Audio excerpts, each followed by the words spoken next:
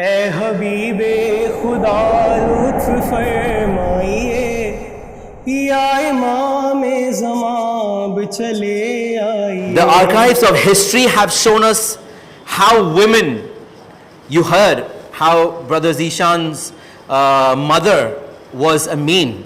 So in this next speaker, he's going to speak about this topic, how a woman is treated before the advent of Islam. Islam is the religion which actually recognizes the rights and give them their true status to women. It is enough to say that the Prophet used to get up from his seat in honor of his daughter, Fatima Zehra, salamullah alayha. And with this, I would like to introduce our next speaker, which is Brother Aijaz Jafri Sahab. Brother Aijaz Jafri Sahab is an assistant professor of statistics, operations, research and management in University of Mumbai. He has a master's degree in industrial engineering from USA and a management degree from Mumbai. He has been a teacher for 10 years and about 10 years professional experience in corporate, both in US and India. He likes to read, exercise and spend time with his family in his spare time.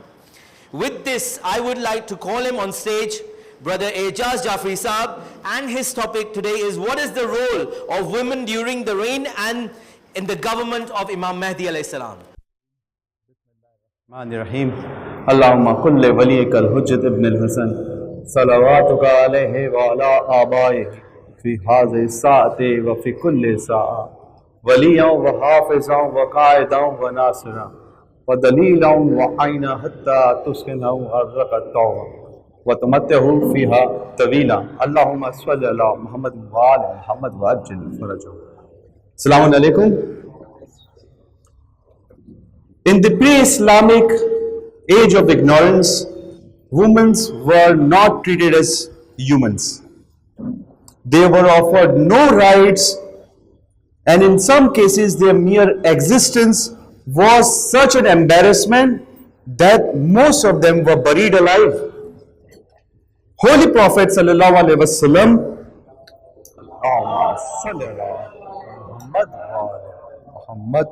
injected new life into that society. He sallallahu alaihi wasallam granted women rights and responsibility corresponding to rights and responsibility of men. Islam raised the status of women to such an extent that he sallallahu alaihi wasallam accepted the pledges of elegance. They were allowed to accompany the Muslim army in the battleground as nurses, treating the injured, and of course for the moral support for the troop. In some cases they were actually fighting. The woman of today has reached or regressed to a state of new age of ignorance by way of deceiving platitudes like human equality, equal equality, woman empowerment. Economic and political leaders of today have exploited and turned women into cheap laborer, and they have exploited them to full. The nuclear family, which is the crux of any society, has been crumbling. Once again, the world is in need of revival movement as of at the time of Holy Prophet sallallahu alaihi wasallam. The reappearance of Imam Zamana Ajla Ta'ala Farj Sharif will instigate that revolutionary movement. So, the aim of today's presentation is to introduce those women who would be joining Imam alayhi salam's army. This women will be revived and returned to Imam alayhi salam as companion in the battlefield. In Surah Baqarah, ayat number 148, Allah subhanahu wa ta'ala says, Bismillah ar-Rahman ar-Rahim, Aynamma takhunu ya'ti bikumullahu jamiya, inna Allah ala kulli shay'in qadir. Wherever you are, Allah will bring you all together. Surely Allah has power over all the things. Imam Baqir alayhi salam says, the Mahdi alayhi salam will rise up along with 313 men and 50 women. without any previous arrangement, just like clouds are gathered up in the sky one after another. In one more traditions, Imam Jafri Sadiq alayhi salam says, Allahumma salli ala Muhammad wa ali Muhammad. There will be 13 elite women alongside Imam Qaim alayhi salam.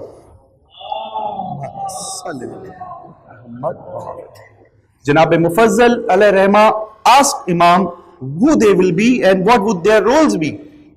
Imam alayhi salam replied, they will treat the injured and will take care of the sick, just as the woman at the time of Holy Prophet sallallahu alaihi wasallam. He then gave the name of those 13 women. So let us get introduced to some of those women, who they were. The first lady is Janabe Sayyana alayhi rahma. Salamun alayha. Janabe Sayyana was wife of Hazrat Hizkil, who was in the courtroom of Pharaoh. He was a believer in Allah, but he kept his religion hidden. But at the time of Prophet Musa alayhi salam, he revealed his religion and he was killed along with the magician. Soon afterward, even the daughter of Pharaoh gave away the secret of Janabe Sayyana, and even she was brought to the court of Pharaoh. There she professed openly when she was challenged that who is your Lord? She said, Allah is my Lord. For that purpose, he ordered her to be thrown into a fire along with her infant. When she was about to be thrown into fire, she was a little scared. At that point of time, Allah subhanahu wa ta'ala showed one miracle. The infant in her arm said, "Oh mother, be patient, as we are on the right path." She got reaffirmed on her faith and she was thrown into the fire. That's how she gave sacrifice in the way of Allah. The second noble lady is Janabe Asiya Salamun alayha. She was wife of Pharaoh and she witnessed this horrific incident. She prayed secretly for the Janabe Sayyana and her child. Allah subhanahu wa ta'ala made her see the journey of the soul towards heaven. She admonished Pharaoh for his atrocities. For that, Pharaoh ordered her to be murdered. And how? By hammering nails in her body. She gave up her life in the way of Allah. So this would be second noble lady who would be revived. Third noble lady is Janabe Khalid. She was student of Imam Jafri Sadiq alayhi salam. She was an excellent orator. She was very intelligent. She had knowledge and she defended Imam of her time by speeches and debate.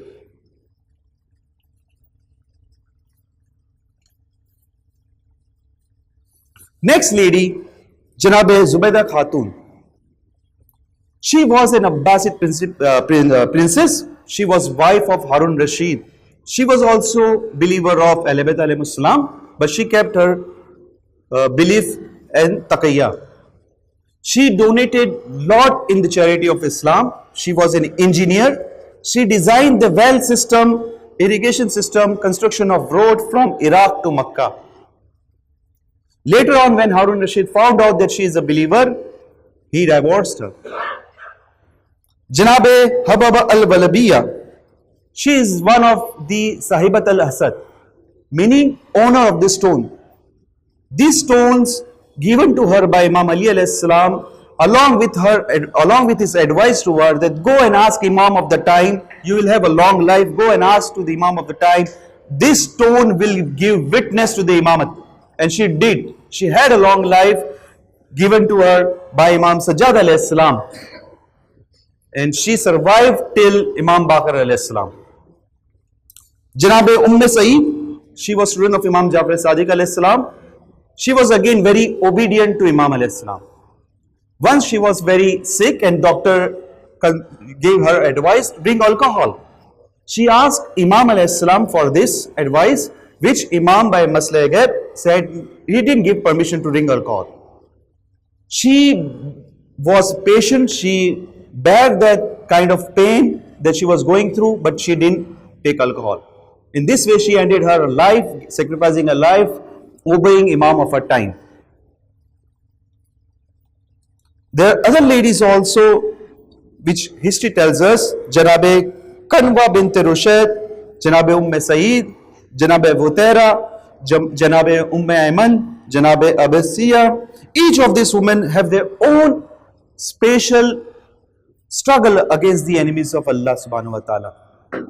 This elite of women's army were fearless, courageous, pious, resilient, perseverant, patient, intelligent, and selfless. They were wise, and above all, their faith was indestructible. So as we see this lady, each woman would be an ideal model for another woman.